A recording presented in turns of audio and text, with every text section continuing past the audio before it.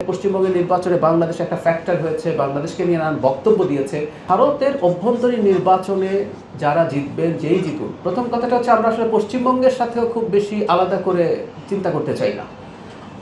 যেমন একটু একটা প্রসঙ্গ আনি যে আমাদের তিস্তা চুক্তি নিয়ে একসময় পশ্চিমবঙ্গকে আলাপে আনার চেষ্টা করা হয়েছে। দুটো রাষ্ট্রের মধ্যে যখন চুক্তি হয়, আসলে এটা দুটো রাষ্ট্রের চুক্তি হবে।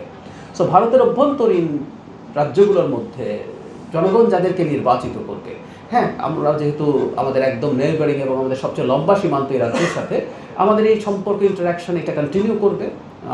কিন্তু আমরা যেটা বলতে চাই, ভারত অ্যাজ এ স্টেট, পুরো রাষ্ট্র হিসেবে বাংলাদেশের সাথে তার যে সৌহার্দ্যপূর্ণ সম্পর্ক, আমাদের যে ইন্টারাকশন, আমাদের পারস্পরিক বেনিফিটের যে সম্পর্ক, সেটা কোনো ক্ষেত্রে বাধাগ্রস্ত হবে না।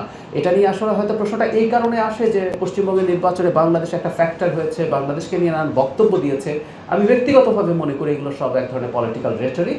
সরকার গঠিত হওয়ার পর আমাদের সাথে সুন্দর সহযোগিতার সম্পর্কই থাকবে।